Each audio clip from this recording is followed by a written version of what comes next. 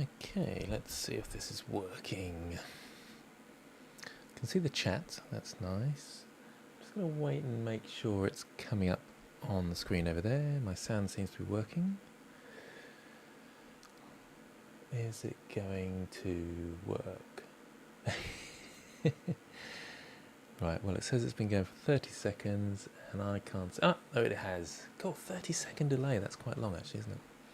And I need to mute that as well, don't I? There we go. Okay, we've got a few seconds to go, but hello everybody. Hey, Matthew H. Nice to see you. Is there anybody else out there? Let me know that you can hear me, and perhaps tell me where you're from. And we'll start things off in just a few minutes, give people time to get in and say hello. Ah, there we go. A few more coming through.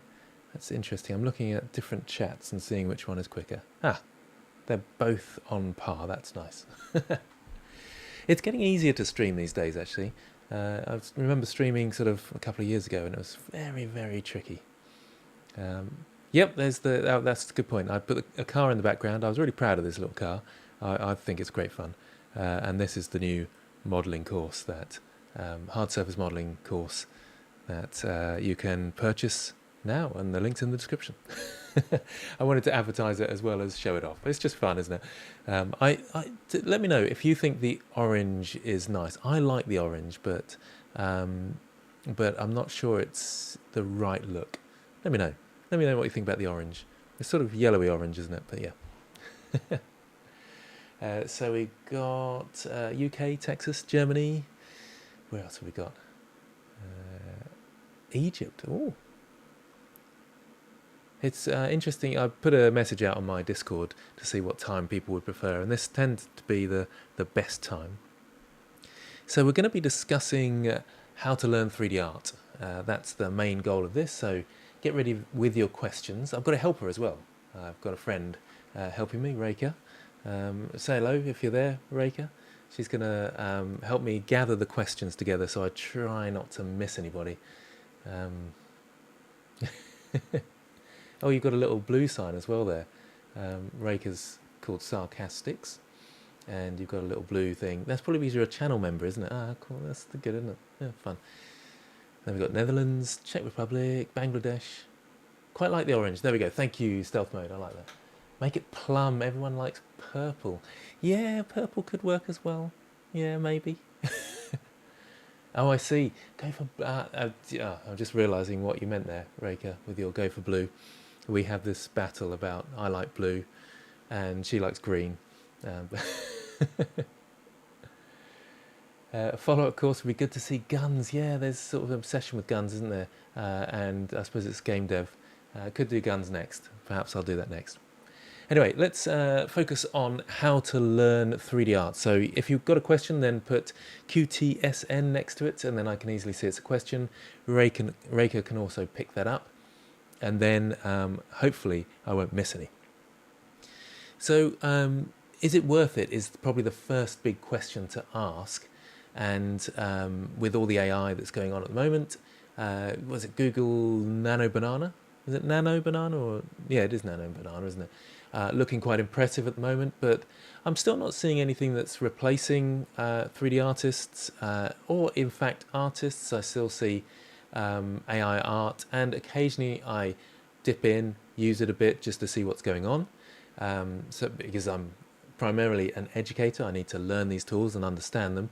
I'm not really using them for production or anything like that, but I want to be able to see what they can do. And every time I'm kind of disappointed with the outcome. You see all these TikTokers out there doing amazing things, and you think, oh wow, that's going to replace this, and they all say this is going to replace this, it's going to replace that. But it's more to get views, I think. Really, AI is a fairly far away from being production ready on a mass scale anyway. I can't see it taking away our jobs just yet. Maybe in the future, it could be. But it does seem to have that problem, that last kind of 20% problem. It's 80% of the way there. It looks good initially, and then you look closer.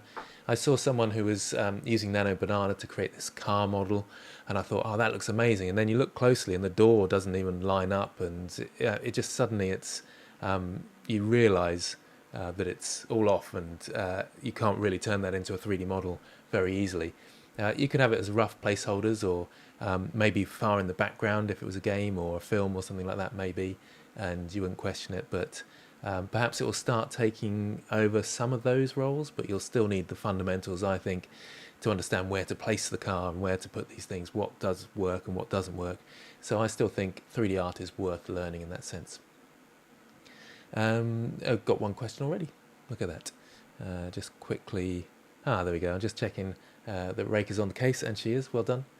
I'm looking to step into view model animation work.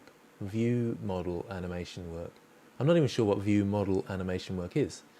What would you say the skill ceiling for it is like compared to full body animation? I'm sorry, I don't know what terms you're using. Full body animation and view model animation. You stumped me already.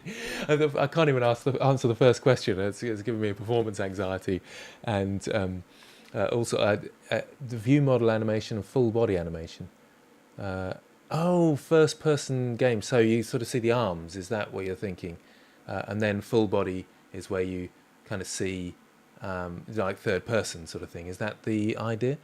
Well, the skill ceiling, it depends on so many things. Like what output are you going for? AAA is where everybody thinks, I need to go AAA and realistic. You'll need to focus on anatomy, mainly anatomy, and then texturing, sculpting, those sort of workflows, I would say, like in the Orc course that I offer. That's a good sort of place to start. Let's see. Just seeing if there's any further development on that one.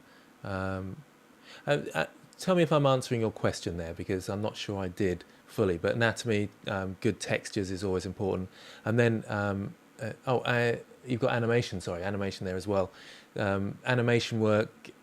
You just need to practice the different types of animation that go into your specific output. So that's going to be humanoid animation, and do lots of different types, lots of practice. Let me know if I'm answering that question correctly, because I might have gone in the wrong way. I'll come back to questions in a moment.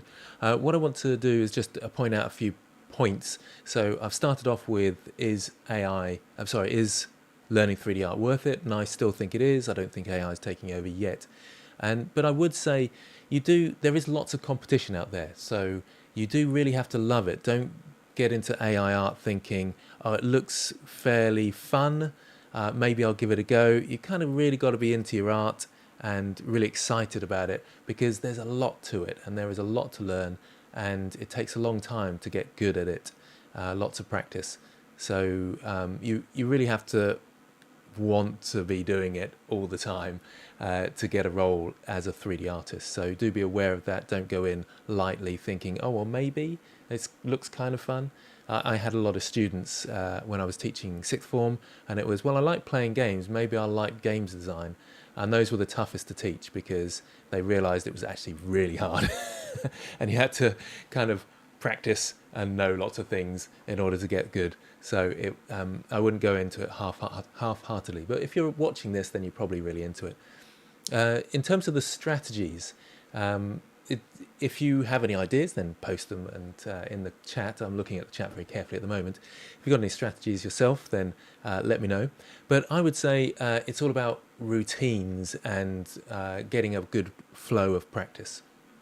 For me, I like to set aside time in the day. I don't so much anymore, actually. I'm just kind of practicing as I go along, and I've got lots of other things that I'm doing, courses and things like that. But when I was really in the flow of, right, I've got to get better, then I would set aside each day and practice. And it was quite small snippets of time, 20 minutes. And I used to have a bare minimum, especially when I was sort of like, right, this next couple of months, I might put up my bare minimum to something like an hour a day and really go for it. And I think an hour a day is quite a lot, especially if you're really focusing on something and working quite hard towards it. So have a bare minimum, and it can be really small. If you think, right, I just need to make sure I'm sketching a tiny thing for 5 minutes each day. That is actually quite powerful. You'd be surprised how that can add up. So I would get a routine, sort of get in the flow of practicing, and little and often is better than big chunks and then stop. You learn a bit better when you're doing it little and often. That's a nice thing, I would say. So little and often, get your routines going. The other thing that I think is really important is easy wins. There's that kind of challenge to fun reward ratio, isn't there, the chart? And if it's too challenging without the rewards, it can be really frustrating. But if it's easy and the rewards come quickly, they don't feel like proper rewards. So you need to sort of get easy wins if things are hard. If it's too easy, then you just up the level. That's when you know you're going in the right direction. If things are getting a little bit too tough and you're getting frustrated and getting that sort of burnout feeling, then you need to lower the level. And the levels are kind of things like low poly, nice, easy, low poly. And when I say easy wins, look for a scene that's low poly that you could easily reproduce, so maybe make your own. Do a few of those, and then up the poly count. Add a few modifiers like the subdivision surface modifier and things like that. So slowly build up, and then start going realistic. Don't jump in thinking I'm going to make a full character without doing that kind of low poly stage first. That's what my recommendation would be. So those are some strategies. There's also, I would say, and I'll come on to the questions in a moment. And look a little bit more at the chat in a moment. There's different levels as well of kind of tutorials out there. You'll certainly have come across my tutorials on this site. That's useful if you've got someone who you kind of trust and you think, oh, I can follow that person. I'll follow their tutorials online. The problem with tutorials online and on YouTube is they're a bit scattered. Not to say they don't have their place, and if you can't afford it, then YouTube free tutorials, that's the way to go, and just soak up as much free stuff as you can, and hopefully you'll get there, but you'll get there a bit slower. There is the quicker way is to go for low cost courses, and obviously this is where I pitch in, sell my courses, of course, links in the description, all that sort of thing. The courses are better because they'll have a methodical flow. So you've got the courses that you can find on Udemy or even GameDev TV are my courses, and they range in price, but it's usually finding an instructor that you trust in terms of their approach and that you can learn from, and look at the reviews, of course, is the best way there. But courses are better because of that methodical approach. You've got that sort of starting point, and you can work through, and you kind of don't miss the stages then as well. That would be my first recommendation. Then there's the big question of things like university courses. I'm steering more and more away, in my mind, away from university courses just because they're so long and software updates so quickly, the industry updates so fast, that a long course, I feel like, is actually, I don't know, it still has its place, and I'm not suggesting don't go to university if you've got that opportunity, but I'm not sure it's really worth it anymore for the cost of going to university, especially if you're in America. Here's the cost of education there is very high. In the UK, it's still very high as well. There's some places that offer free education at university level. That's great. Then that's probably worth going into there. But I'd be doing other things as well, like the courses on the side, the YouTube videos, all those sort of things, to supplement my learning. I wouldn't rely just on that university course because it's not always the case that the lecturers are still involved in the industry. If you are going to university, then look out for lecturers that have been in the industry and still have strong links with the industry. Even better if they're still working in the industry. That is really important, because I've seen universities quickly jump on the bandwagon of 3D courses, and it's just an art teacher who jumps on and doesn't really know anything about the industry, but they've taught art, so they're quickly making this game design course and game art course or 3D modeling course, and they can't really teach it. They haven't got the technical skills, and they don't understand the fundamentals of the technical side. They're good artists quite often, but it doesn't always relate to games. Many aspects will, but lots won't. And I have seen that several times. I took students to universities to visit them, that sort of thing, and spoke to the lecturers. And I was a little bit surprised at the lack of knowledge there was. So do chat to the lecturers there, make sure they've got an industry background and they know the ins and outs of the industry. Hopefully this is making sense. So that's university. I'm moving away from that, and I'm going more towards, if you can find them, things like I'm delivering programs at the moment. I've got an art program coming up, starts this weekend on the 7th, and it's on sale now. You can find links in the description. I think that's the best way to approach things rather than a university course. Yes, courses are great, but they don't offer the feedback mechanisms. YouTube's fine as well, but again, that you're on your own there and you've got to find your own pathway. So the ideal is to get that sort of feedback mechanisms and like a classroom environment, but like a miniature university course. And that's why I've gone in that direction, offering this art program. And you can find the links in the description. Maybe, Reiki, you can post the link up in the chat as well, just in case anybody's on their phone or whatever and they want to find out more about that. But you can find out more in the links there. That's my thoughts on my general sort of overview of where we're at learning 3D art. Yes, I think it's still worth it, even though we've got AI sort of breathing down our neck. I don't think it's there yet, and I don't think it will be there for some time. There's some different strategies for learning. It's repetition, routines, little and often, and easy wins. And then you've got the different levels. Ideally, you're going for something like a program. Otherwise, you're going for things like low-cost courses. And we've just released some books as well, if you like that sort of learning. We've got books, I think, did I put the links in the description? I put the links to the Gumroad and the Substack in the description. But there's just released some books as well, with the help of my wonderful assistant, Reika, who is in the chat watching these things. She's wonderful at taking my tutorials and helping me work through putting them into a book form. Because I know there's lots of people out there who learn in different ways, so we've tried to offer that as well. So do check out the links in the description for those. I'm plugging my stuff, and obviously I'm going to do that, but if you can't afford these things, YouTube's great. That's why I do the YouTube mainly, is because I'm primarily an educator trying to make a living out of it as well. So YouTube, I'm not suggesting that you can't learn everything there is to know from YouTube. It's just a longer process. That's the only trouble. Okay, let's answer a few questions. And yep, if you've got a question, then do type QTSN. Dyslexia going weird in my head there, getting the letters in the wrong order. And let's answer a few that we've got here. So, Sharon McCarthy. I would love to use 3D art to start making money in the future. Right now, I'm just doing it for fun. What do you think I should focus on to be making a side hustle in a few years? Now, I did a live a few weeks ago on that subject, so you might want to have a look at that and sort of put it through twice speed.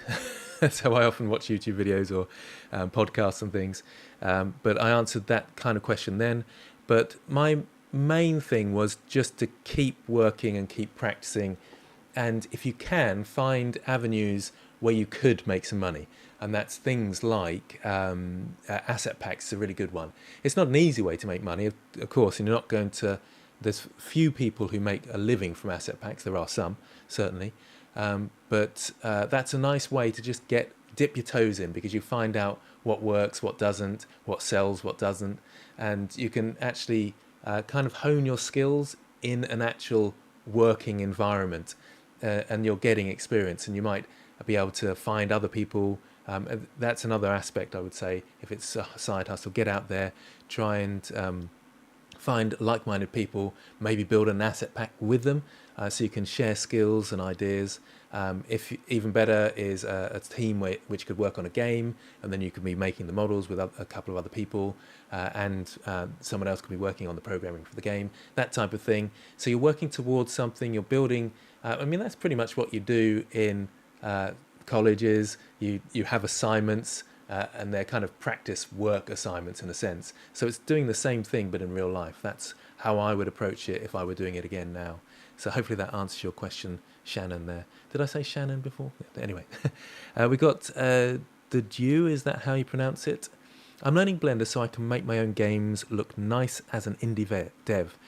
Is there a reason why I should learn other tools other than Blender? You can do everything in Blender. That's true. So there's no on that level. If you want to make things easier, then things like Substance Painter can be a bit faster for texturing, and things like baking textures out. So if you've got a high poly sculpt to a low poly model and you want to bake things out, Blender's a little bit glitchy and a bit frustrating when it comes to that sort of thing, so you might want to go the Substance Painter route. Maya is better for animation, supposedly, but you can do all the things you can in Maya in Blender. It's just a touch more awkward. Apparently, I haven't done a lot of animation for a long time in Maya, so I wouldn't know the ins and outs of that. And I haven't done much in Substance Painter either. These are just what I understand from the industry. But there's other tools out there as well, like Cascadeur is an interesting one for animation, because it just makes the animation process that much quicker, because you can kind of set keyframes and it works out the in-between frames.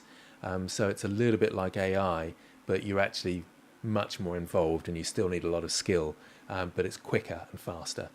Those sort of programs are worth looking into if you're doing lots of animation. But Blender's great because it's free and there's loads of resources out there. There's loads of add-ons as well. So yes, but hopefully I'm giving you both sides there.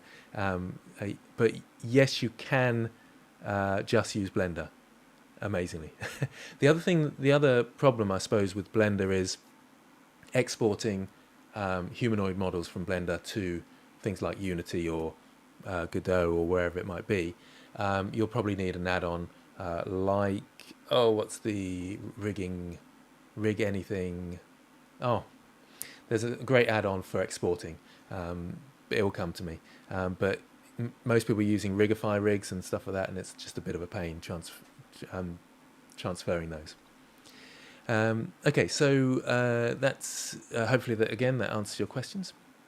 Remember to type out QTNS. Yes, QTSN. My brain's. Oh dear. Well, obviously, it's late in the day for me. At 8:30, I'm an old man, so help me out. But remember to type in question before you ask your question, so we can easily identify it.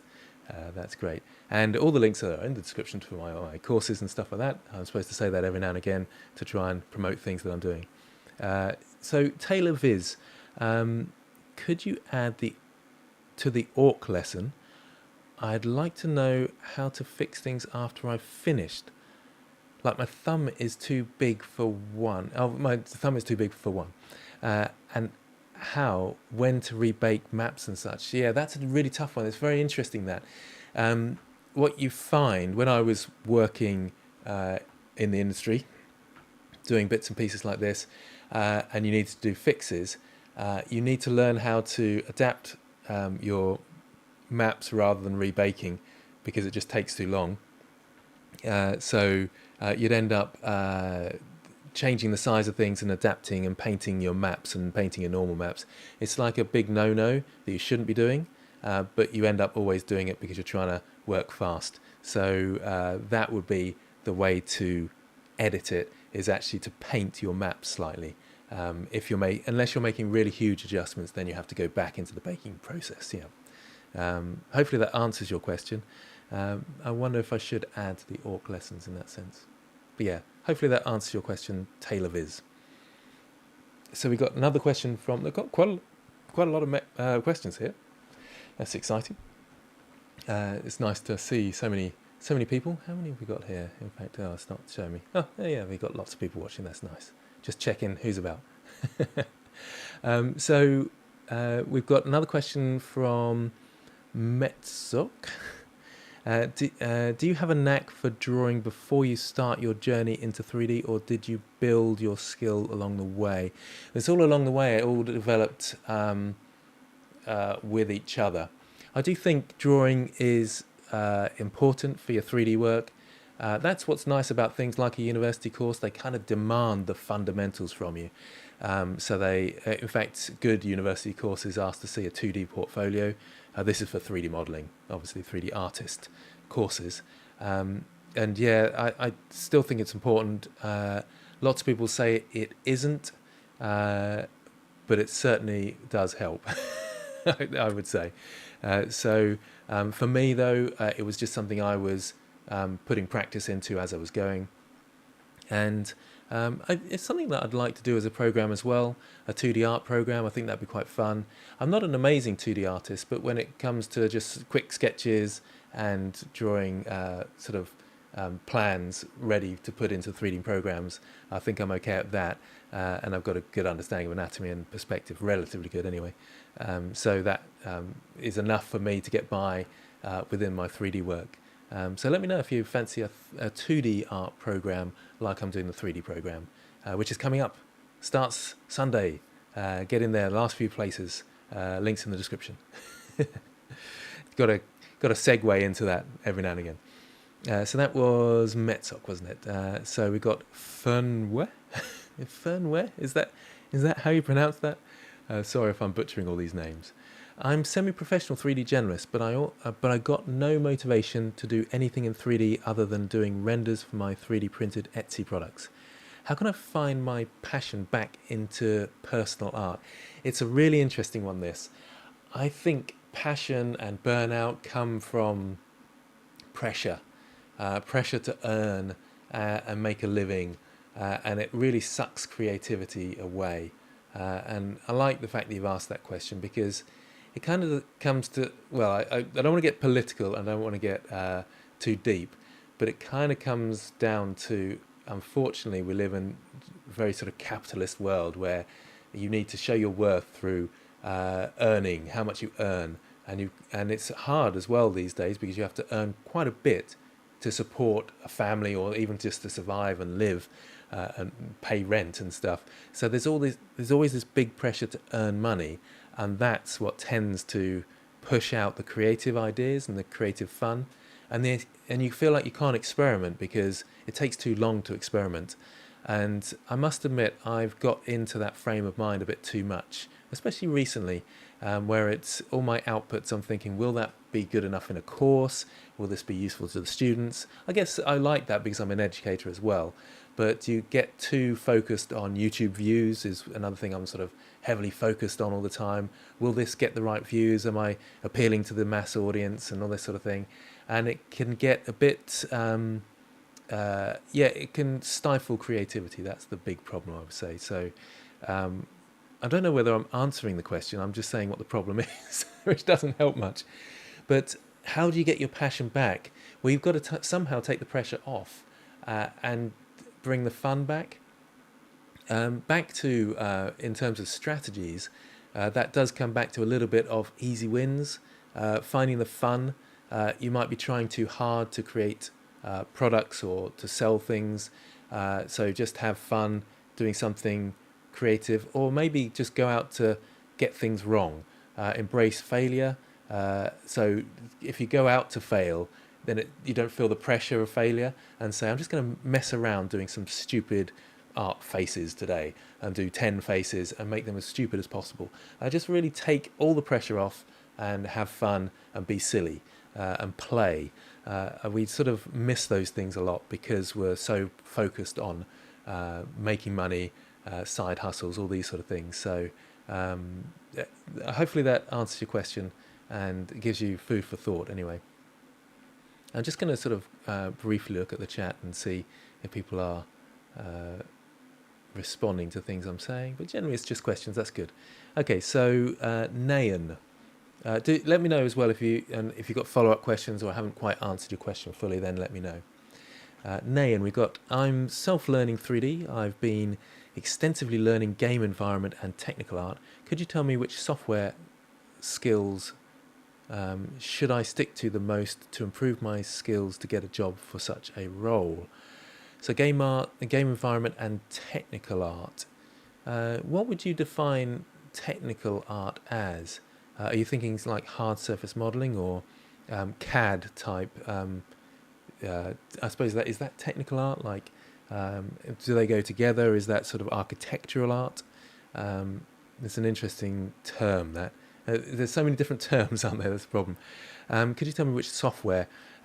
It's really tough because it depends what software is available to you. Blender's nice because it's available, it's free. What resources you have, what sort of computer you have, whether that can meet the requirements of that program. Most of the time it can. But if you've got lots of money, then you can choose something like Maya or Max or these architectural programs. I'm always big advocate for Blender because it's free and it's the resources are all there. It's tough to say.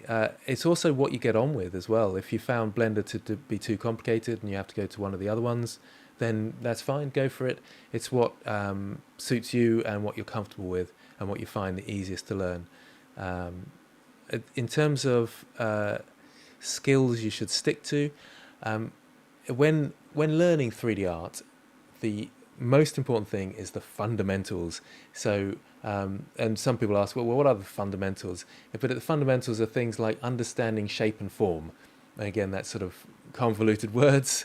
But if we take the car in the background here, if I show you a side angle here, you'll recognize it as a car. It's got that shape, 2 wheels and that sort of curvy shape of a car, this sort of lump in the middle there and an engine at the front and all that sort of, well, usually at the front. I think this Porsche has one at the back, in fact. But, or does it? I suddenly confused myself. But those are the fundamentals of the silhouette, the outline, the shape, understanding shapes and being able to break them down, that sort of visual library of knowing the silhouette and the outline are the most important things. Then there's fundamentals like how to light objects and how to break down textures and into their smaller parts. So the bumpiness here, the shininess here, those sort of elements are the fundamentals. And a really good grasp of those means that it doesn't really matter about the software so much because you'll be able to break things down, and then it's just a case of picking up that technical aspects of the software rather than the whole art fundamentals. So if it's, in your case, it's technical art, so it'll be silhouette, outline, shape, and being able to break complex objects down into their smaller parts to be able to model them and reproduce them. If it was something like a character modeler, then it would be anatomy, those fundamentals, and texturing, understanding pores of the skin and the colours, the different areas of colour in the skin. It's surprising that you've got more bluey colours down the bottom here and then sort of reddy colours around your cheeks and then yellowy colours at the top. And they're really hard things to visualise, but when you've been doing it a long time, you suddenly get this feel for these colours emerging as you look closer at these objects. So fundamentals like that. Hopefully that answers the question. I feel like I'm not quite hitting the mark with these questions, but let me know if I am. So as a reminder, we're looking at how to learn 3D art in 2025 and beyond. And hopefully I've answered the idea of whether it's worth it. I do believe it is still worth it. And there's an aspect of, because we're of AI, obviously, there's an aspect of AI taking over, but we still have there's still a joy there. People still paint, even though we've got photographs, because you can be more creative and expressive. And we've got 3D printers now, so we could print out a piece of artwork if we wanted to, but we like to produce it ourselves. I don't think 3D art is going anywhere from that perspective. We still like to create, and I think, in fact, AI, even if it does get really good, it will still become recognizable. It is at the moment. You think, oh wow, that's amazing, but you can suddenly tell after a few seconds, oh, that's AI. If you look at it often and you look at art often, and I think people will become people are very good at recognizing those type of things, and I think there'll be a little bit of backlash to it, but we'll see. I can't predict the future, but I really do think there's still a lot of opportunity out there as an artist, and it's a wonderful career if you if you love it, it's a wonderful career. In terms of strategies, practice and routines of practice, little and often is my key phrase that I like to use, and easy wins. Try and get that ratio of not too hard a task, so don't reach for the sky and end up here and burnt out. Try and get easy wins where you complete projects and you're happy and you're winning, as it were, because you're completing projects. And then there's the different levels of tutorial. I've talked about YouTube's great.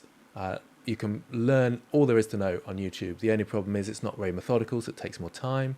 So I would go for courses, and ideally things like programs, and obviously it leads on to me selling my program, but I'm offering a 3D program which starts on Sunday, so look out for that, links in the description. But if you can afford those types of things, it's really great. It is a higher price point than my other courses, and if you're motivated, courses are absolutely fine. And there's some really low-cost courses, links in the description again, on gamedev TV, and we try and make them low cost because we're about reaching as many people as possible. Is a nice way to feel good about yourself when you're a teacher. And if you have no money, the YouTube route, that works fine as well, but it's just a longer pathway. And my summary of university courses, I'm kind of steering away from them personally. They still have their place, they're still very good, but if they cost a lot of money from where you live and things, then I wouldn't go for them, because I think they take too long and our industry's moving a bit too quick for that sort of thing. If you are taking a university course, make sure you're doing things on the side and building up your portfolio, even building asset packs we talked about a little bit earlier, and trying to get into the workplace all the time, looking for commissions and doing asset packs. Try not to take the fun away from things though, don't burn out. That's where the easy wins comes in. So that's a quick summary, sort of halfway through summary. Let's go back to the questions and just have a quick look at the comments and see. Just having a quick read through. Let's jump to the questions then. So we've got one from Kemeral Jones. What's your advice for someone who wants to sell 3D models online, like Sketchfab or CD Trader?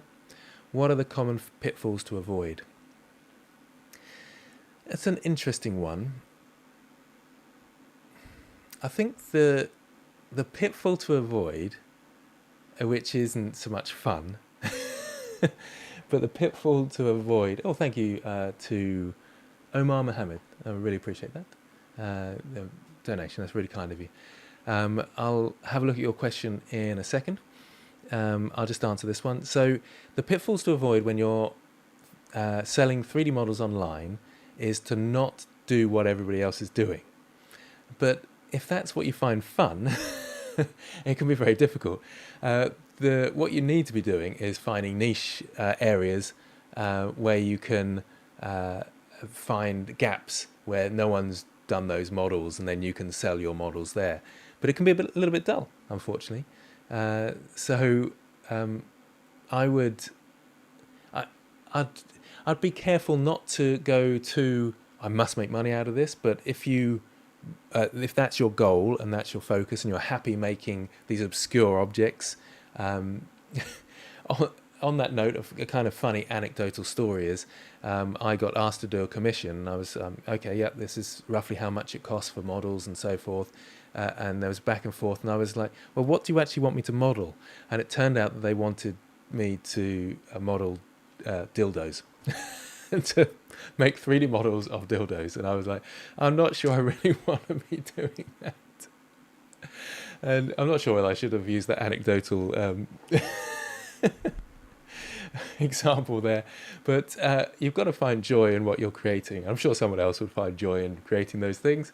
It wasn't really for me, so that's the pitfall is doing what everybody else is doing and modeling all the things that other people are modeling, and find your niche. And if you don't mind going into those sort of pathways, then go for it. But for me, that wasn't. I like making sort of fancy models like orcs and goblins and those sort of things from my old Warhammer days, and that's the fun of it.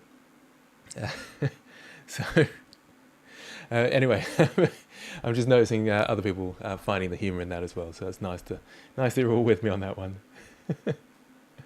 Anyway, so more questions. So thank you, Omar. So their comment and their donation, so you get pushed to the top of the list. Thanks for that. I've been learning so much from your content and really appreciate it. I'm currently learning 3D modeling, mainly hard surface. Is there a chance that you will make a course in the future of hard surface modeling specifically? Well, what do you know? I have done exactly that, and it's released. Well, I released it today on my channel. Links in the description. You get to make this cool car here. That's what I've got in the background. I just loved it. I'm very proud of this little car.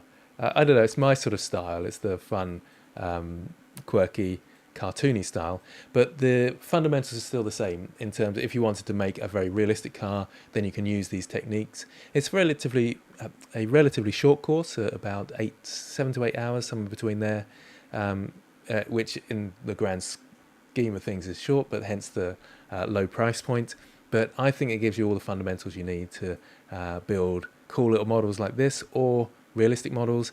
What I've tried to do with this course is to make it so you understand the fundamentals. I'll go on about the fundamentals, but the fundamentals in terms of how do you build objects like this. And the secret is this is built in panels. So you have to think in panels like you would if you were designing or building this car from scratch. You would beat the panels into submission, into position, and you do the same with 3D modeling when you're modeling vehicles like this. So that's one little hint for hard surface modeling, and it applies to things like guns or weapons as well, but maybe I need to do a separate one on guns, as someone pointed out and asked for. So hopefully that answers your question, and there's a course there ready and waiting for you, building this car, if you want that one. Let me know if that does answer your question, or you were thinking of something different with your hard surface modeling. I'm always open to suggestions, and if enough people say something, then I'll go ahead and do it, usually. So that was Omar. Thanks for the donation as well, Omar. I appreciate that. So more questions from Jim Howell. Opinions about the jobs in Europe. I'm having a hard time finding a junior level job or internship. Internships are few and far between now. It's a real shame. They were a few years ago. I had a student, Alfie. Alfie Vaughan. He's got a YouTube channel himself, and he popped into the last live, which was really nice to see him. And he managed to get an internship, and I thought, wow, how on earth did you manage that in this day and age? But that was 5 years ago now. Actually, was it more than that? Goodness me, that's more than 5 years. I'm getting old. Maybe 10 years ago. And that was, yeah, like I say, 10 years ago. But he managed, and if you can get an internship, that's amazing, wonderful. But they're, like I said, they're few and far between, because there's lots of 3D artists out there. So you are competing against a huge amount of people. So the way to compete is to just be better. So usually you have to be a bit more skilled. So either you've got experience because you've built lots of asset packs, like I've been talking about, or you've gone to university, which is very expensive. But ideally, you've gone to university and you've built lots of asset packs and done lots of courses as well. That's the ideal. Junior positions are quite hard as well, because the industry at the moment is struggling. It's not just AI. People like to say it's AI, but I think that's a kind of blame game. There is an aspect of AI taking some roles, but it's more a financial constraint at the moment, global economics, tariffs, and all those sort of things. It's not easy, and large companies are struggling. Smaller companies, there's opportunities there. And that's why I would encourage people to go down the smaller company route. If you can find a role in a small company, brilliant. If not, then create it yourself. If you're able to find like-minded people, create a smaller company. That's always my solution, is become your own boss, is the way to deal with the fact that you can't get a job.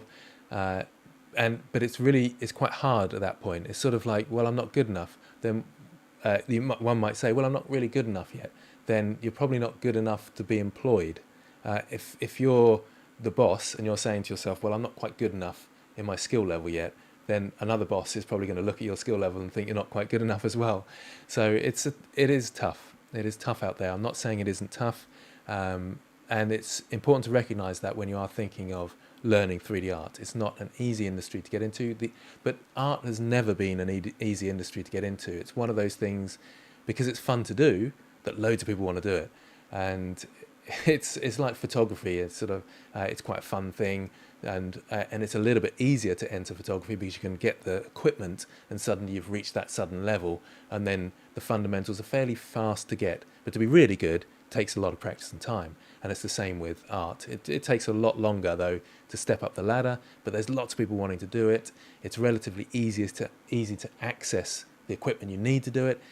So there's lots of artists out there, lots of hobbyists who want to transition, and you have to make yourself stand out and be better than them. And the best way to do that is probably be your own boss, start making things, trying to sell things, work out what works, join a small team of like-minded people, find out what works. There's lots of trial and error to that, but that's where you get the experience, and that's where you can go in higher than junior levels if you do decide to join one of these companies. But like I say, you're better off starting a small team for yourself, I would say. Just looking at some of the comments. Stealth mode, we've got a question there. Will Blender become obsolete if AI takes our jobs in the future? I love Blender as I'm a 3D artist and educated myself. Hey. No, it probably won't be obsolete. It's like stop motion is still around now, and there's still people loving stop motion. I enjoy stop motion myself, and it's great fun to do.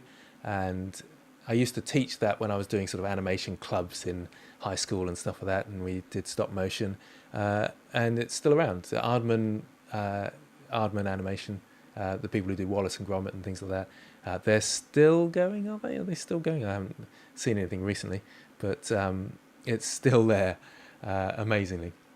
So I don't think it'll become obsolete. There may be a time, maybe like 10 years in the future. It's really tough to say because I haven't seen it yet. That AI is developing fast, and but I haven't seen that. Oh, we're definitely out of a job now. Every now and again you think, oh, is this it? And then you have a closer look, and you think, no, not yet. And it's always that. There's lots of hype, as I keep saying. There's loads of hype about AI. There has to be lots of hype because people have put lots of money into it. So you're going to get lots of predictions of AI is going to take over, because they don't want their shares to drop. So they're going to be telling you that AI is going to do everything for you. And who knows, maybe it will. But at that time, all jobs are kind of gone, and we have to have a completely different political system, social system, to where we have universal basic income, dare I say that, and it's a socialist term. But it's going to have to happen. If AI takes everybody's job, then money's kind of, how's it going to work? No one's going to have any money to spend. It's just, where are we going? So that's why I always think, well, you might as well just keep going, learning and building up your skills, because if AI takes over, it's coming for everybody's job, if that's the case. And you're not safe anywhere. So what do we do differently? Nothing. We just keep learning and building up our skills. So that's all we can do. A little bit doom and gloom there, but I don't think it's quite that doom and gloom, because I don't think we're anywhere near that yet, that level, in my personal opinion. And I think we won't be for a little while. Long while. It's difficult to say. Hopefully that makes sense. Mustafa Teher, is that right? Sorry for the interruption. I just bought 2 of your courses from gamedev TV, Complete Blender Creator, and the 3D Blender Texture Painting. My question is, how many poly do I need for a mobile game? Thanks for buying the courses. In terms of polygons for a mobile game, it varies still, even a mobile game. I was doing a project a while ago. Oh, thank you, Matthew, for the donation. Really appreciate that. And yeah, no problem with the free content and paid content. Thanks for that. Oh, I can do a little heart there, can I? Oh, look at a little heart there. Thanks. So back to the question. How many polys do I need for a mobile game? I was working on a mobile game, and that was about 5 years ago now. Goodness me. And this was it was called Atlas Empires, and you ran around in the world and picked up. So it was like Pokemon Go, but with sort of you had to. Pokemon Go meets Clash of Clans, that sort of thing. So I was building the little models. I think you can still download it and play it today. So you can see my little models in there, all the models in there. Generally, all the models are mine. And we had lots of buildings. And I was really shocked. I said, "What's the poly count?" And they said, "I don't know." And this is quite a big company. And they were, "Well, just try and keep it to a minimum." And it was so vague, it was unbelievable. So I just kept pushing it all the time, and they wanted bigger and more elaborate buildings. And okay, I'll put a few more polys in, and never did they come back and say that's too many polys. I was amazed. In that sense, you still need to understand again the fundamentals of how to break things down and where you can reduce polys where possible or not go overboard. It's not like we're adding beveled edges with tons of loop cuts in there or anything like that. You're still building slowly and methodically. But it's surprising what you can get away with. I think my biggest model might have been about 500 polys, which is a lot for just a tiny little model that takes up a few pixels on the screen. So it's surprising what you can get away with on mobile devices. And that was 5 or so years ago. Goodness, it makes me feel old when I start reminiscing about old jobs and stuff. And it's probably 10 years ago now, unfortunately. I don't know. It was a while ago. Hopefully that answers your question. More questions in here. Just quickly check on the chat here. I'm quite enjoying this. It's nice just to hang out. Hopefully I'm answering your questions and you're enjoying it too. Let's just have a quick check of where we're at. There are lots of people watching. That's nice. Thanks for joining me. Thank you everyone for joining me. If you're wondering what this image is in the background, that's my new course, Blender Hard Surface Modeling, and we build this car. I really just wanted to have a background that was fun, so I was playing with this today, adding some different colours, trying things out. I like the orange, but other people are saying purple. I've had purple, blue, but that was more sarcastic. Let me know what you think, whether a different colour is more suitable. But yes, Hard Surface Modeling course released today. There's also my art program, which is the sales stop on the 7th, and you can join the art program. The art program starts on the 7th. Am I making any sense there? Goodness me. So come and join me. The cool thing about the art program is you get kind of access to me, and I get access to you and your work, and we do assignments and projects, and we have fun like that. So it's a bit like a university course squished down into what is actually becoming a bit more like 10 weeks, to be honest. I say 8 weeks, but you have to go pretty fast for 8 weeks. It's more like 10 weeks. And we have lots of fun making all cool lots of things. So if you fancy that, then look out for the art program. It is a higher price point than other courses that I sell. So there's low cost courses. I've got some books now as well. Links in the description are they links in the description actually? Might have left those off. But perhaps Sarcastics, you can post in. Your links aren't working, Sarcastic. That's an interesting one. That's really interesting. Why are your links not working? Sarcastics is there to help me and put links and things like that. But you might have to check the links in the description for that, which is frustrating. Anyway, those are the things on offer. Let's answer some more questions. Here's one from Matthew H, who has donated, so you get pushed to the top. Thanks, Reka, for putting them to the top. A bit off topic, but what do you think about Blender on portable tablets? I saw this, and Blender for iPad and stuff like that. I don't know, I'm not really that excited about it. I can sort of see a use case. You've got things like Nomad Sculpt on iPad and other things, so why not have Blender and sculpting? I've not tried it, so I don't know. I don't know. I'm always liking to push Blender to fairly far, and I like working with a mouse. So I just can't see it working on mobile devices very well. But I saw people quite excited about it, so that good stuff. It's fun, isn't it? And I'm not sure why they put so much effort into it, but perhaps it's a cool thing. I don't know. I don't know whether that answers your question, Matthew. What do you think? Do you think it's a good thing? So another question from Mohammed Danielle. That's an interesting way of spelling. We don't have the Y in when we spell it in traditional English. How do you think AI would change specific modelling in the near future? I'm sure it's going to change modelling, and there's going to be more people using AI prompts. I've seen people using it in Blender, but it's not great.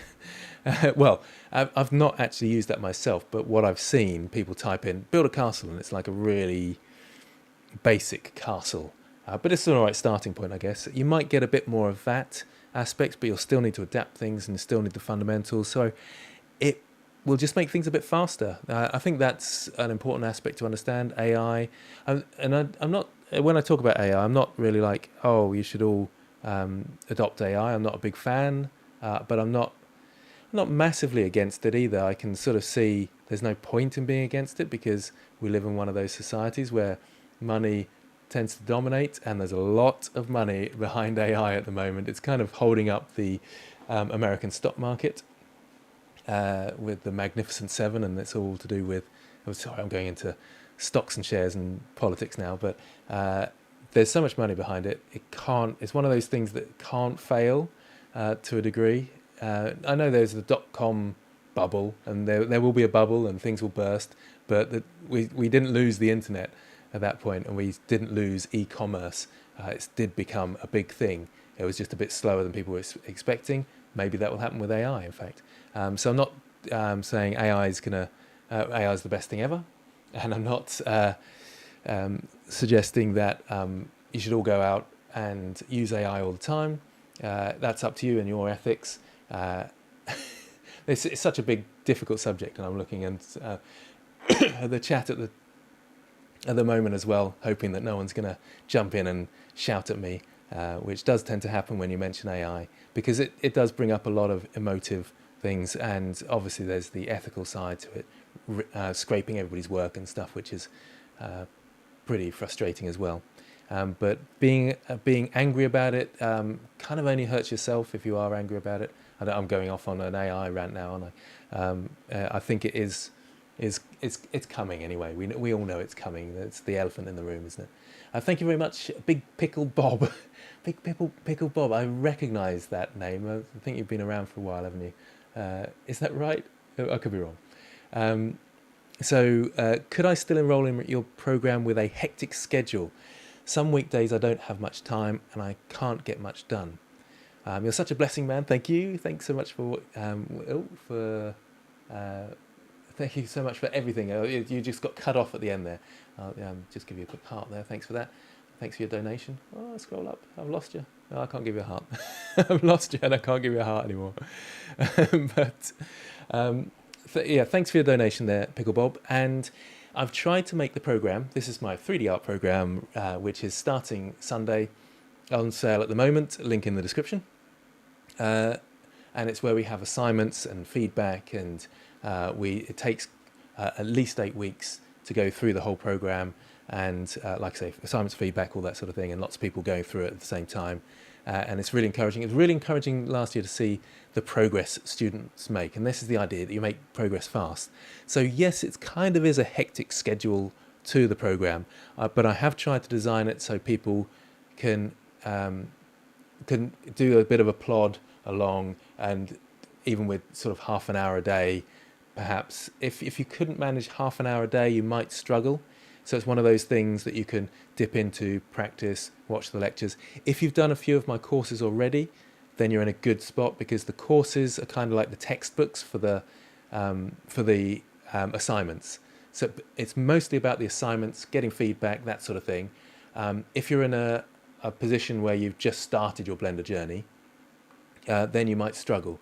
If you've done a few courses already, or if you've done a lot of courses already, then you're way ahead. Then you'll find it easier to have put less time in. But if you were just starting and you didn't have much time, you might struggle a little bit. But like I say, I've tried to make it adaptable, so it's all about your output, and how far you get is up to the amount of effort and input you can put in. We did have some people do it last year, and they are retaking it this year. You kind of get a discount if you want to do 2 in a row like that. Actually, it wasn't. It was this year, but it was the beginning of this year, and we're now towards the end. Not that that matters. Hopefully that answers your question, and thanks very much, Pickle. What was it, Pickle Bob? Big Pickle Bob. Love that name. Thanks very much. Okay, how are we doing for time? Oh, we're an hour in, but I'm having lots of fun, and there's still lots of questions to answer, so we're going to keep going if that's all right. Baz Beaver. Do you think game dev will do a full course on making game assets from start to export into Unity? I'm not sure if there is a part of the course I missed where this is explained and taught. I think you mean there. The Orc course kind of does that, but it does fall a little bit short, the export to Unity bit. It's a tough one because it's such a massive exporting to Unity, and there's so many ups and downs about it that it's a course in itself. So we've got a separate course which is going from Blender to Unity. It's a whole separate course which you can get on GameDev TV. So we've got courses on making game assets. The pathway is quite a good one for game assets. If you've seen the pathway, okay, I think I've put the link in the description to that, because there's sort of levels of courses. There's just your basic course, which is like the Orc course, which is pretty cool. Then you've got a pathway course, which has lots of courses into one, and I sort of encourage you to be a bit more independent, extend you a bit more, and then there's programs where we'll really guide you through. So the pathway is one of those mid-level courses, and that's really good for game assets. But again, I don't talk about specifically, here's how you go into Unity. We have a separate course for that. So you could have a look at that course. Hopefully that helps. Interesting. Just looking at comments, and someone's saying, I'm excited about what AI will do in the future. There is exciting aspects to AI, not necessarily in art, but it could be. I'm sort of half excited about some of the creativity that might come out about it, because I like watching films, playing games, and if more interesting games that I like are being created, that'd be great. Not that I have much time to create and play games, but I do watch I watch a bit of anime every now and again. It's just easy watching anime. So yeah, having fun with that. Where was I? Oh, but yeah, excited about what AI will do in the future. There's really great advancements in medical research in AI. So that's fantastic, isn't it? AI for helping people. There's loads to it. Unfortunately, the frustration thing is that we haven't as a society got ready for it, and that's the scary bit, I think, where it's taking away people's jobs, which ought to be a good thing in a sense, because people should be able to work less hours, but we haven't got a system where that can happen. It's just you lose your job, you're out of society. It's a bit of a nightmare, and that's, again, in danger of going into politics there, so let's not do that. Let's go back to the questions. Brad Scott Art. What are some ways to go about finding themes, topics to build asset packs? Oh, that's a good question, actually. It depends. Again, it goes back a little bit to the question of, well, first of all, I would say, what do you find fun? Because then you have the most fun creating it. But it might be that you're trying to find a niche. So then you need to get into forums, chatting to people, find out what people are after. And then you can find your theme. If you want the sort of, I need to make some money from this, and I don't care what I model, then you might go down that route. So it's bringing back to my story from earlier. Let's not go there. Or you can go down the fun route where I'm just creating art for fun and I'm going to produce an asset pack out of it. Then you just do what you enjoy. And obviously look at what other people have done. Maybe find a niche area. So, there's no sort of mid-poly asset packs, or there's no really, really low-poly Minecraft type asset packs. There's probably a mass of those. But that's the sort of level of quality. And then there's design-wise, are there... what sort of themes might be missing that you might be interested in, that sort of thing. I really should have got a drink of water before I came on live, shouldn't I? That would have made much more sense. So yeah, hopefully that answers your question, Brad Scott Art. AI Hive Mind has a question. Would be viable to do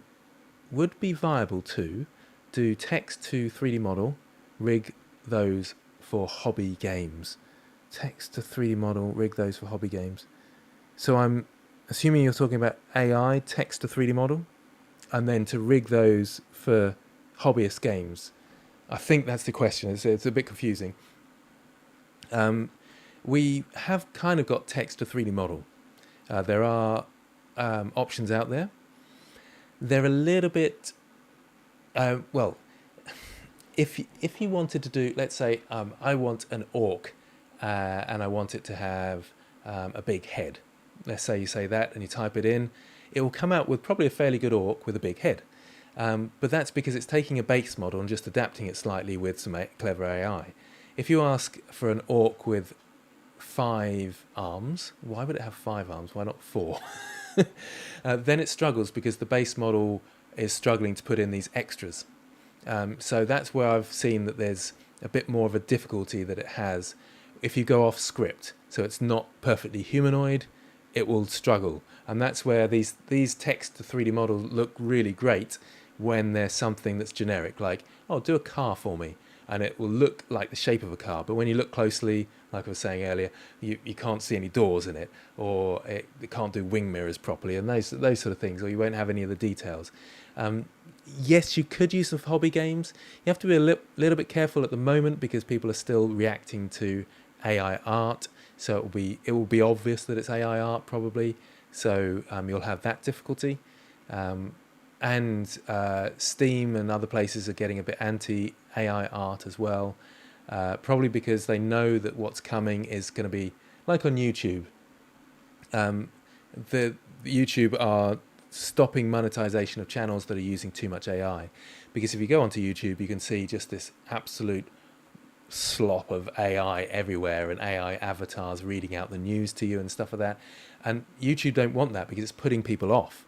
So they're trying to restrict it, and Steam is trying to restrict it because it knows rubbish games. People are going to try and create a quick money game. So quick, get AI to make a game and just sell it. Sell. And it's going to be rubbish, and no one's putting any effort or love into those games. And that's why there's been kind of a backlash from the companies against AI created content, like YouTube saying we're not monetizing your channel if it's all AI, or Steam saying we're not selling your game. It is Steam, isn't it? I think it's Steam doing an anti-AI policy. Let me know if I'm wrong there. So you have that, you're up against that if you're producing AI content in your games. The better approach, if you are going to use AI, is to understand the art fundamentals, so you can take the AI stuff and adapt the textures. You need some texture painting skill to adapt those textures. You'll need some modeling skills to adapt the topology and so forth. But using AI as a base, it's not a bad idea. And that's probably where we're headed more in the future. Hopefully that doesn't upset people. I'm just having a quick look at some of the comments. Is transitioning from Maya to Blender easy? Yeah, I would say it's not too difficult. I think it used to be an industry that you got 2 weeks to go from one piece of software to software to another. So you had 2 weeks to kind of learn the fundamentals technically. If you've got skill in one 3D program, you should find it fairly easy. It's just really frustrating when you have different controls, that's all. I quickly jumped to a different question there, sorry. Let's go back to the questions on the list. So Larry, where do you gather references before starting a project? I used to love Pinterest. Pinterest was my favorite because you could click on something and it would show you similar things, and then you click on something else, or you'd find something that was closer to what you wanted in there, and then you'd click on that and it would take you to all these other cool stuff. But Pinterest has been taken over by AI. It's one of those, it's gone bad, and you just got so much AI in there. And the AI isn't good. It's really generic and it's really obvious. So you look up 3D models in Pinterest now, and you'll just get rubbish, and there'll be just the same type of 3D model, which is a picture, a 2D image of a 3D model, which is AI produced, and it's really frustrating. So I use Pinterest less. ArtStation's a nice one. Obviously we're gathering references from other artists, and quite good quality artists ideally, or artists that you want at that level that you're trying to produce. So Pinterest and ArtStation I used to use Pinterest a lot, ArtStation. It's tougher now with AI, and I can understand people using AI. I don't have a problem if you're going on there finding references, and I don't actually have a problem if you're using AI. I'm not going to question people in that sense, but it's problematic in the sense that you do get very generic looking things that have that sort of, I don't know, World of Warcraft look about them. They're all all very much the same. You've got to feel sorry for World of Warcraft artists because their stuff has obviously just been used and used and used, and their skills are just sort of like, oh, that was my style, and they're having to probably adopt a new style. Anyway, hopefully that answers your question. Jamie, do you struggle with Blender updates and features being moved or changed, and have you ever been put off updating due to this? I haven't been put off updating because primarily I'm an educator, so I've got to be up to date, got to update, but it is frustrating, isn't it? And Blender moves super fast now. I think it moves a bit too fast. I feel like they're rushing things out just because it's new and shiny. So it was geometry nodes, wasn't it? And then we've got a new geometry node this week, a new update, new one this week. It just got crazy. And Stephen Wood, who I work with, he was doing a geometry nodes course. Go to gamedev TV, find his geometry nodes course. But it was a struggle for him because there's a new update, and then there's another update, and the course is obsolete within a couple of months. And you're trying to write a course, and it takes a couple of months to write a course. And I was feeling quite sorry for him, really. So yeah, it is frustrating with the updates, but I would always update because one, there's speed advances. They do really well with that. And it usually renders faster, and usually there's something a bit, it's usually more compatible with your graphics card updates and things like that as well. But I've never been not tempted to, I don't move on straight away. I don't usually go for the betas because they can be problematic and glitchy, and sometimes add-ons don't work with them, that sort of thing. So perhaps if you're using an add-on, just wait until that add-on updates before you update yourself. The Chicken King question. When and how did you start doing 3D stuff, and what was your first major gig, if you're allowed to talk about it? Yes, yeah. So I started when I was around 20, and I am now 47. So that's 27 years. It was around, actually it might have been a bit earlier than that, maybe 18. But it was an on and off sort of pathway. I started doing 3D modeling. Filmmaking was my thing, actually. I was really into film. I wanted to make films. I would have made games. I would have loved to make games, but all the coding stuff. So we'll make films. And I got together with some friends. We bought a camera and a digital editing software. It was the birth of digital video production, and that's how old I am. So we bought a digital camera, and it was £3,000 for this digital camera. It was very expensive, and we did all these things. We had loads of fun, and we tried to pay for it by doing training videos and stuff like that. And that's when I started doing 3D because I managed to get a copy of Maya somehow, and I was using Maya, but went across to Blender when I just felt too guilty with the version of Maya I was using. May have had issues there. So I started using Blender, but Blender was tough then, really tough to learn with the right click and everything like that, for goodness sake. And Maya was easier back then. And that's when I first started doing 3D. The first job I had, the big job, I suppose I was doing things in my training videos, doing little snippets. And we actually had a job for Starbucks, weirdly, because our friend was a manager in Starbucks. And he managed to kind of get us a foot in the door, and we were doing all these training videos for Starbucks. It was really great fun. And I was inserting 3D images in there and so forth. So we did lots of work like that. And it was really good fun and it was very difficult. Our software used to crash all the time. It was on the pinnacle of technology, especially at a commercial level. So it was very, very tough. So there were different challenges back then that because not everybody could access the industry, we were at the sort of lower end, but there was no resources on learning resources, like there was no YouTube back then, so times were tough. So yeah, my first gigs were working for people like Starbucks and doing little training videos. I did one for BT as well. BT, local to me, worked at BT, and they asked for sort of this fly through of the local area network. I remember, it's bringing back all these memories. That was great fun.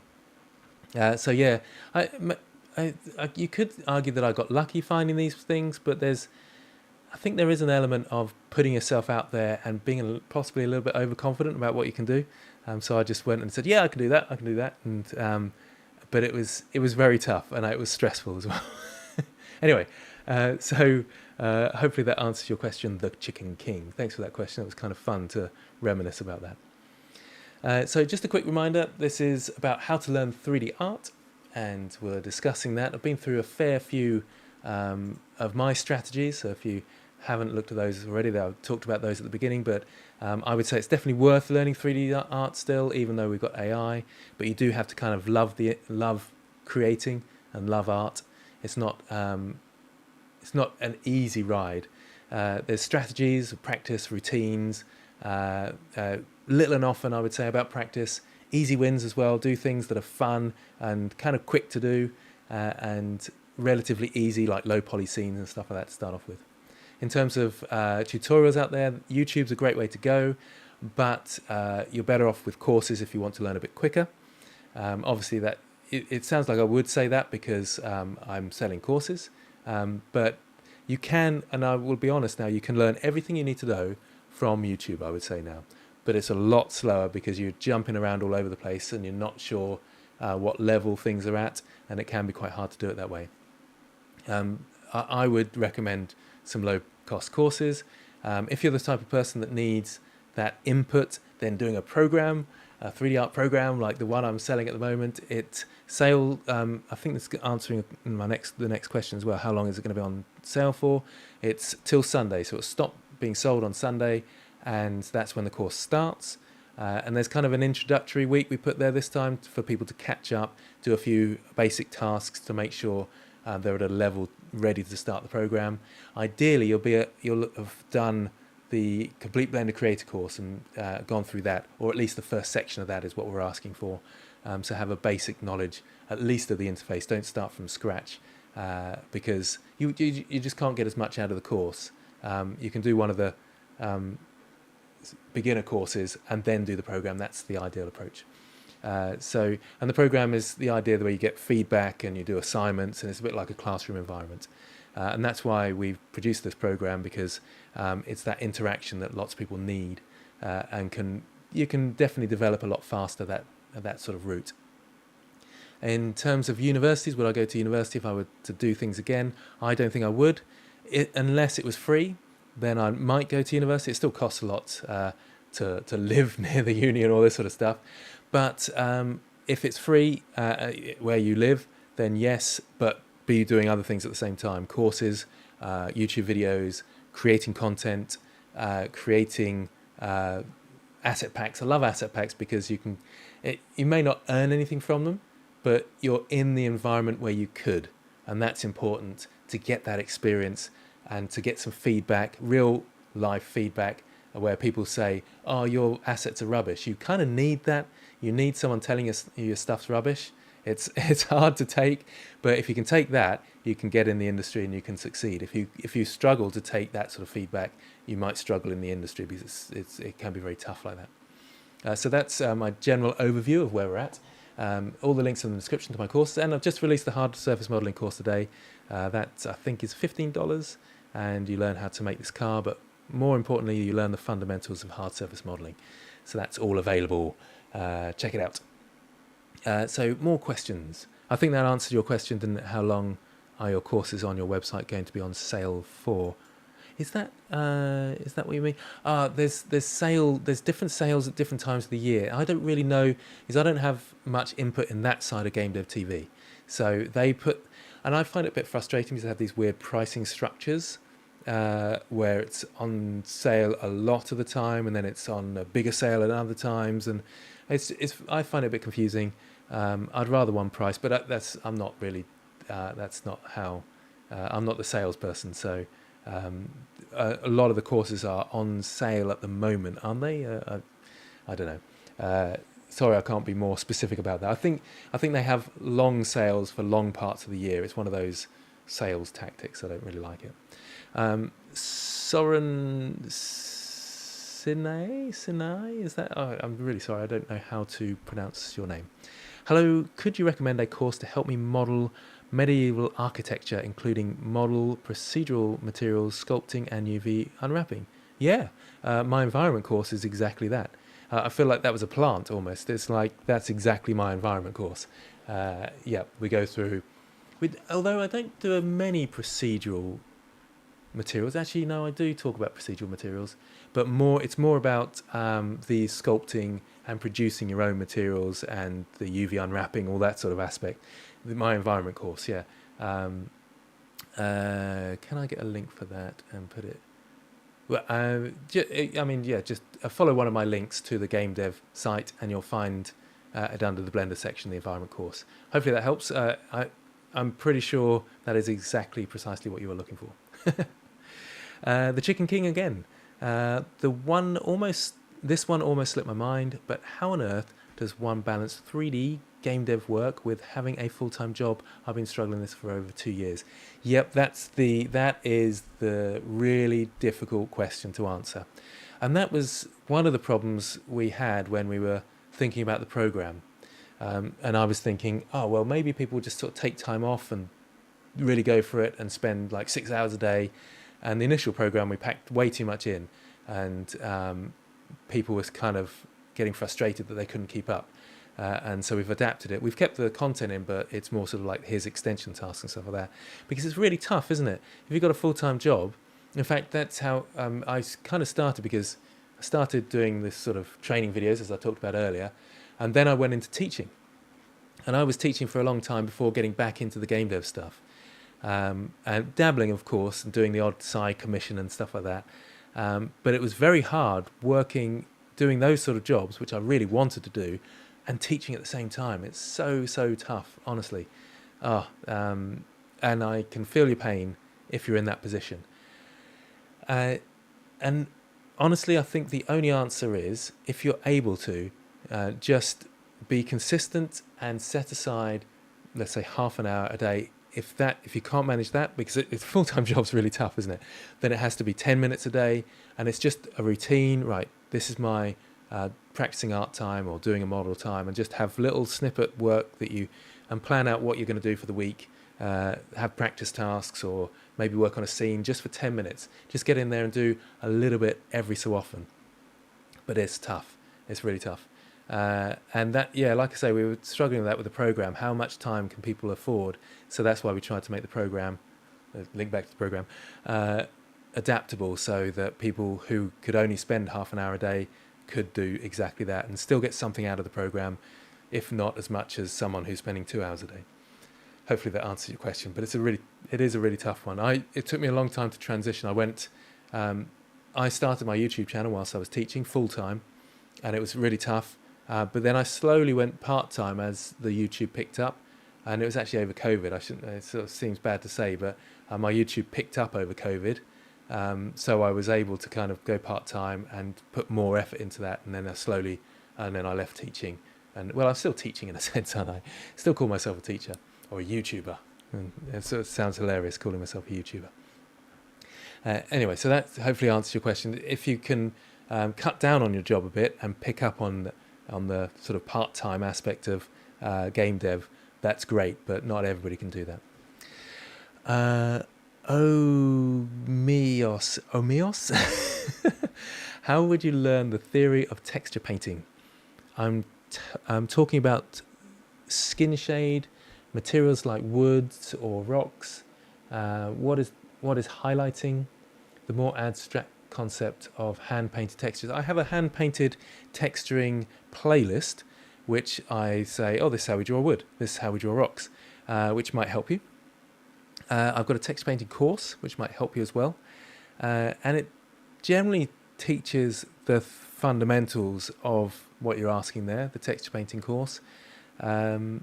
Otherwise, you can look at just artwork in people who do 2D environment art and stuff as well. The techniques are very similar for, how you do highlights and stuff like that. A little bit different for 3D art because you're looking for the edges to highlight further and stuff.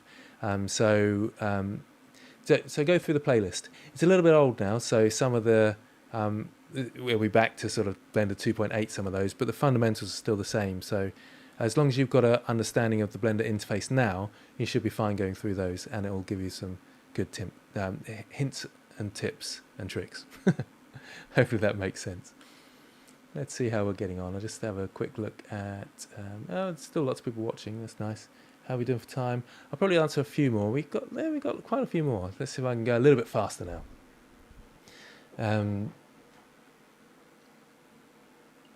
I'm just having a quick look at comments in case there's anything in there that I've missed and important. Yeah. Oh, thanks.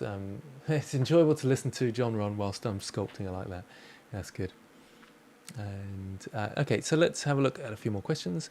And like I said, I'll try and go through them a bit more quickly. So Michael K, or Michael, is it? Any advice or resource on how to learn a paint nice stylized textures? That's very, very similar to the previous question. How to figure out the material and figure out the colors, brush strokes, layers, etc. Yeah, layers and stuff in Blender is quite tough. Again, the texture painting playlist is probably, without going into too much detail, that's going to be your best bet, and the hand-painted textures course that I have on gamedev TV. Again, if you follow the links in the description, then it will take you to gamedev, and you can just look at the Blender stuff there. It's helpful if you follow my links, because then I get some commission from it as well, if you are going to buy a course. But there is my YouTube playlist as well, and that is obviously a free resource then. It's just a bit more scattered. That is the problem with YouTube. It's a bit more scattered, so it's not the methodical approach like you'd get with a course. Taylor Viz. I'd like to use models and environments that I've made to make funny animations. Would you use Blender for the scene animations, or would you recommend Unreal or something else? Blender should work fine for that. Blender's a little bit easier to model. I suppose, having said that, you could use Unreal if you wanted to make assets. If you wanted to download assets. That you've made. So yeah, Blender's good. The only tricky bit is the speed. It takes a long time to do animations, and you've got to find ways, if you can, of speeding up your workflow. So you might think of using grease pencil for the faces if there's any expressions and stuff like that, and then 3D for the rest of the model. Those sort of shortcuts if you can. It's Logic Ticks. Are your courses going to be on sale like this again? Sorry for the caps, I'm excited. Yes, they go through patches of sales. There's usually lots of things like a Black Friday sale, and then January sales sometimes we have. And when a course is launched, so like this car model behind me, there's a car here, lovely, look at that. The hard surface modeling course, that's on sale at the moment. Because it's been released, so there's oftentimes it's on sale. Sometimes the sales are extended, and there's sort of an average price of like $20 for a course. That's the average price. So if it's above that, then it might be in one of those patches where it's kind of meeting those non-sale prices. But I'd wait a bit. I shouldn't say that really, so I'm discouraging sales, but if you see it at higher prices than above $25, unless it's my pathway courses, they're longer courses and bundles and stuff, but that's usually when it's off sale. But there are lots of sales, so don't panic. In terms of the program, it's only on sale until Sunday, and then it closes, and that's it. And then we start the program, so we can't be selling it. They might start selling the next one, but it'll be a long time away, so hopefully that makes sense. Then we've got Harry Maguire. He's a Manchester United defender, still is, I think. Yeah, that's why I just find it strange to see that name there. I'm assuming it's not the actual Harry Maguire. If you are, yeah, big fan of your work there, defending for Manchester United. Hello, I'm new to Blender, and in a recent video of you, I heard that you say that your course has a discount. So my question is it still in discount? You'd have to say which course. The program is on sale at the moment, and it is a sale price, and it will go off sale on when we launch, which is the 10th, if you're thinking of the program. The best way is just to check the site and check what the discounts are. The best time to buy our courses, probably Black Friday time, because you can get some good sales then as well. Mo Hollis, 1989, character box modeling course when? Oh, the anime character is the closest to character box modeling.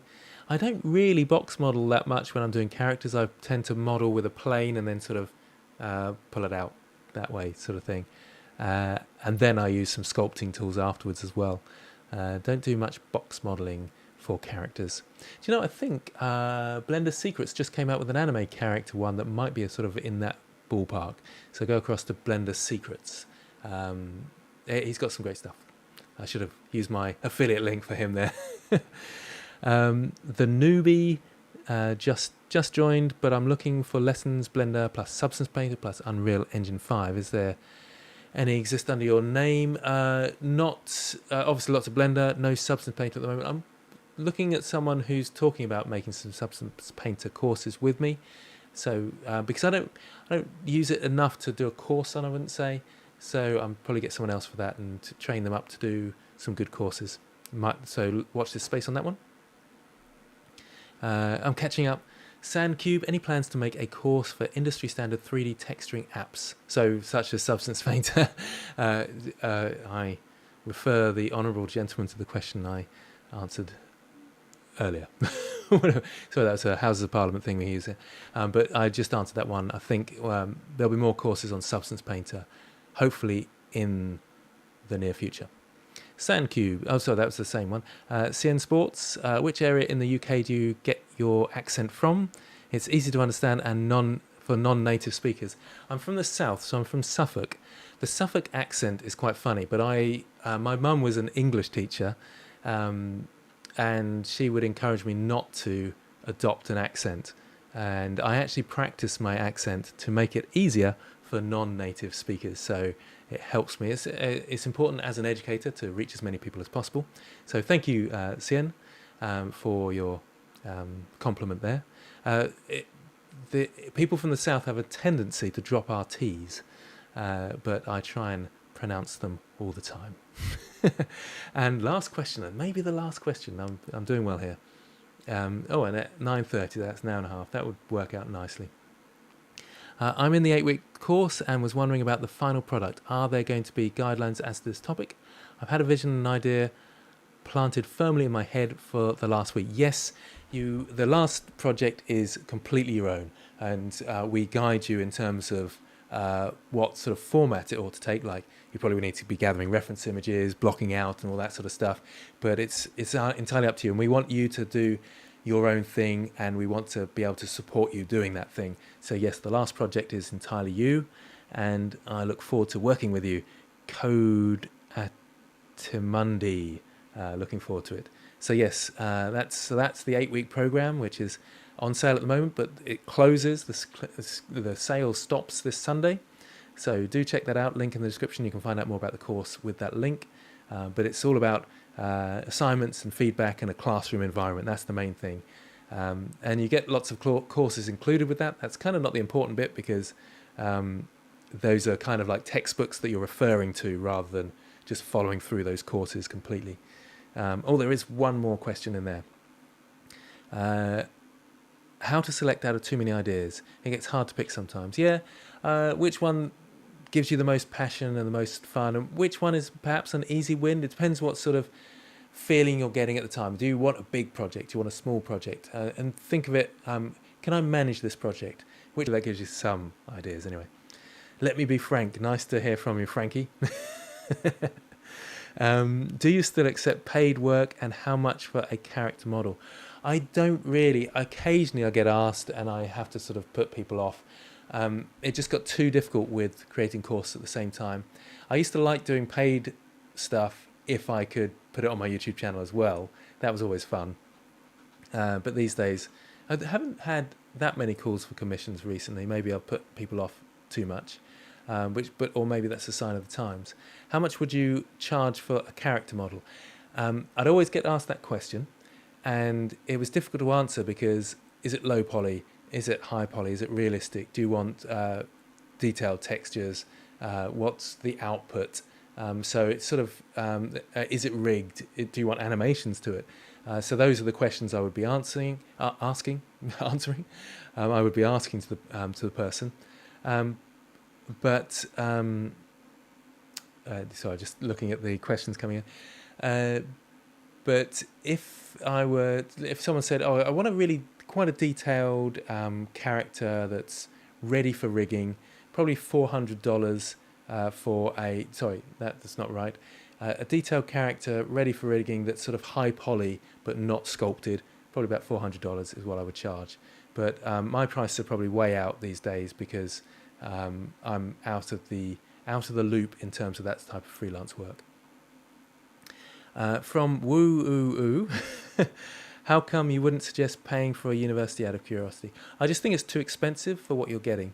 I think you could get the same level of teaching from doing a few programs, for example. So this 8-week program, following through that, I think if you're motivated, you could get almost as much from that technically as you can from a university course. The time it takes you to do a university course, you will end up being a better artist from, certainly.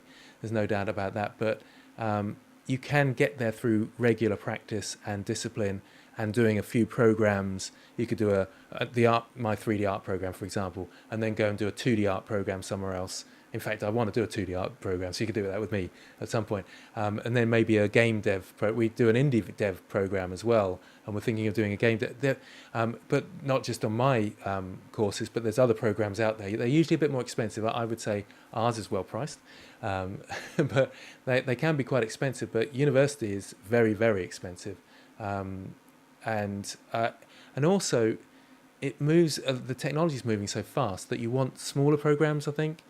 So a few months to do a program is going to be better than a few years, where the technology has actually changed from when you started to when you finished. I know the fundamentals won't change and you need to learn the fundamentals, but I think programs can deliver that. Not to say that university isn't a good option. It's good if you don't need to pay for it, but I feel like it's a little bit overpriced, personally. Okay, last couple of questions. Pirate Girl course felt too restricted to Topo guide. Any tips for wider applications? Pirate Girl course. So that's Pirate Girl from Blender Secrets. Restricted to Topo guide. That's interesting. I haven't actually looked at the course yet, but I just saw that it was released. Any tips for wider applications like references without such guides? Yeah, my course is the same actually. We follow guides, and it's a tricky one to approach. The anime character course is similar to the Pirate Girl course of Blender Secrets. Actually, I'm trying to think if there's a different one that you could follow where it hasn't got specific guides and you can follow your own pathway. Probably my Blender pathway course is better, but that's more for beginners. It depends where you're at. Have a look at the pathway course that I offer. Just have a quick look. It's linked in the description. It might be what you want. I'm not sure. You might be a bit beyond that, though, to be fair. There's one more question just come in. Just wanted to, so this is Harpy Art. Hi Grant, just wanted to ask how many hours a day you work, considering the modelling courses, YouTube, etc. I try not to. I'm lucky. I'm lucky because I enjoy what I do, and I have some days where I'm just tired and I take a bit of a break. I do probably work a little bit more than I would like in terms of having a sort of relaxed, easygoing lifestyle, but I really do like what I do. So today, for example, let's think how many hours have I worked today. I did actually only start about 8 o'clock and went through for about 11, had a nice big break. I did watch a bit of anime today, actually. I sat down on the sofa and watched some anime, and that was about half an hour or so, and then carried on, had a bit of a break for tea, watched some TikTok, actually. I sat down and watched some TikTok. I'm just thinking about my day. It's probably, I don't know, maybe a 9-hour day today, but then some days I'll have a 6-hour day. And some days I just take the day off and go and do something. I'm lucky. I am lucky because a I suppose that I'm very used to doing the YouTube, so I can edit quickly. Actually, I've got an editor now as well. Thank you to Reika, my editor. But I can sort of film relatively quickly because I'm used to it.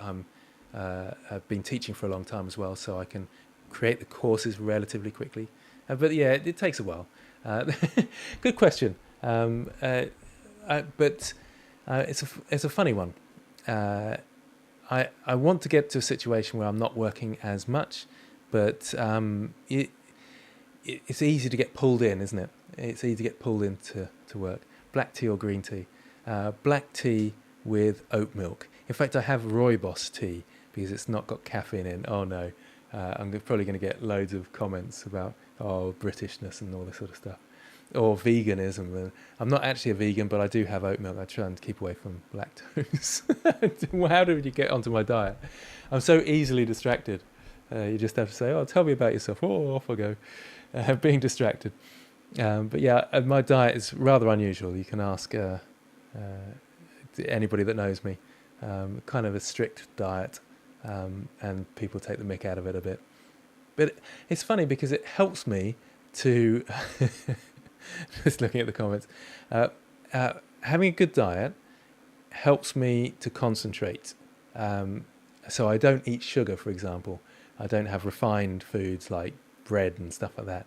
And that does actually help me to not get too tired in the day and do all the sports that I like doing. I'm coming at 47, but I'm still playing football at a reasonably high level. I was playing mainly with sort of people that are younger than me, and it helps me to play. They're actually younger than half my age. They could actually be possibly my grandkids, that I'm still keeping up with them, and that's important to me. So diet is a really important aspect. Diet and sleep, those are unbelievably important. I know it sounds silly, but when teaching, I always want to say to people, sort out your diet, sort out your sleep, and you'll find learning so much easier. How to learn 3D art, that's probably one big takeaway, is sort out your diet, get some exercise, and sort out your sleep, and you'll find it so much easier to learn, honestly. You won't believe the difference it will make. But it takes a bit of discipline. It's quite tough. Sarcastics taking the mick out of me. I was vegan for a long time, but I'm not vegan anymore. But I generally stick to a vegan-ish diet and then just have meat every now and again, which isn't vegan at all. but the principles of vegan diet I often stick to, but not very ethically. Last couple of questions then. I'm going off on one. Hi Grant, I'm wondering how I should start my YouTube channel with Blender videos, since I remember you saying in the video that you should start one. Yeah, I think it's a good idea. Just get out there and do stuff. How to start is just post stuff, and you'll figure it out. And you'll probably delete your first video because it's not very... it won't be very good. My first video was horrendously bad. I started off teaching media studies on YouTube. I was Gabbett Media then. And my first Blender video, I remember sort of recording and then thinking halfway, oh no, I've said the wrong thing. I'll forget that. It's Control Tab, not Shift Tab, or something. I can't remember what it was. I'd made some... And halfway through, I just, instead of re-recording, I just kept it in, all these mistakes. And it was so poor and so rubbish. But now I've deleted it off my channel because... I think I've deleted it anyway. I might have left it in there just for the sake of a laugh and thinking this is where I come from. So yeah, just get out there, start producing content. It doesn't have to be tutorials. It could just be, here's my work. Here's some cool stuff that I've done. Here's an animation. Here's some fun things.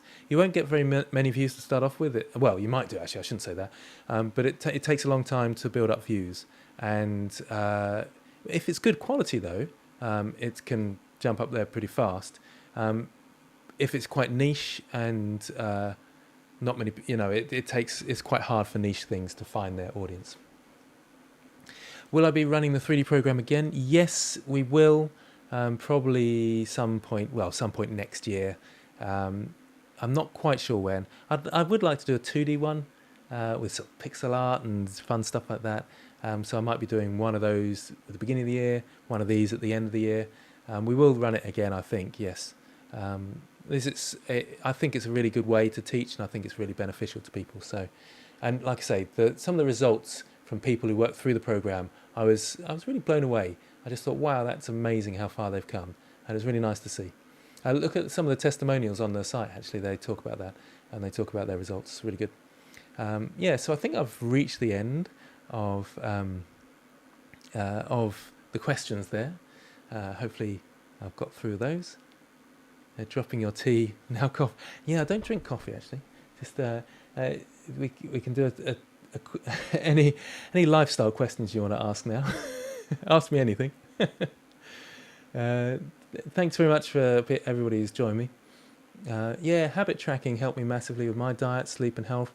Yeah, that's a good way to do it. A meat-friendly vegan.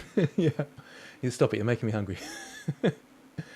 Yeah, just a little bit of meat for the protein here and there. Yeah, it's funny having a lifestyle discussion with people at the moment. I'm always fascinated. I love to chat to people about things like their diet, their lifestyle, and I love to chat about politics and find people's opinion.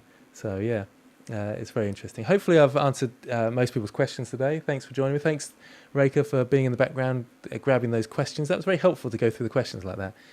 Really useful, that one. Frank, you're asking about animation. That was a long time ago, wasn't it? I did an animation challenge in the month of May, but that was quite tough to get through. That was, so I stopped doing that. No, I haven't been sent any graphics tablets recently. That's a good question. So no graphics tablets reviews on the horizon. No, I'm still using my ZenSlab or SenseLab. It begins with an X. But personally, actually, yeah. Personally, I'd go for the XP Pen. It's still my favourite. Artist Pro XP Pen. That's the best one, in my opinion. It's the second gen, though, upwards. That's what you want.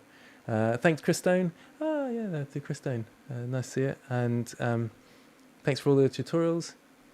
Doing the animation course, Ben. Hope it's going well. Remember to share your work. Tag me in your posts. Yep, okay, so I think that's good, and I'll leave it there. It's nice that I do enjoy doing these lives. Last call, the art program is sale ends Sunday and starts Sunday, so I look forward to seeing some of you there. My Blender hard surface modeling course, where you learn to make this car, is out today, so you can find that link in the description. There's also links to my other courses there as well, and hopefully you found this useful. There's one last question coming in there. How does someone become better with Blender? Where would you start if you had a bit of knowledge but you want to expand? I'd do a paid course personally, where usually these paid courses just take you a bit further. Something like my environment course or character course, but it doesn't have to be my courses.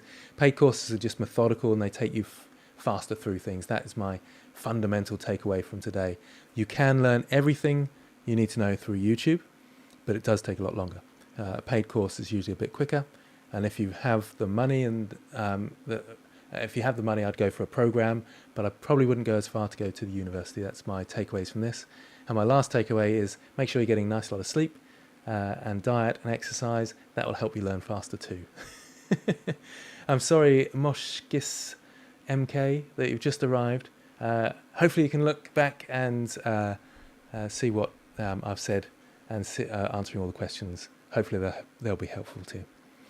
Okay, so thanks everybody. I'm going to sign off now. It's really enjoyable, and hopefully it was helpful to you all. Yep, love you too. It's Logic Ticks. Anyway, thanks all, and see you next time.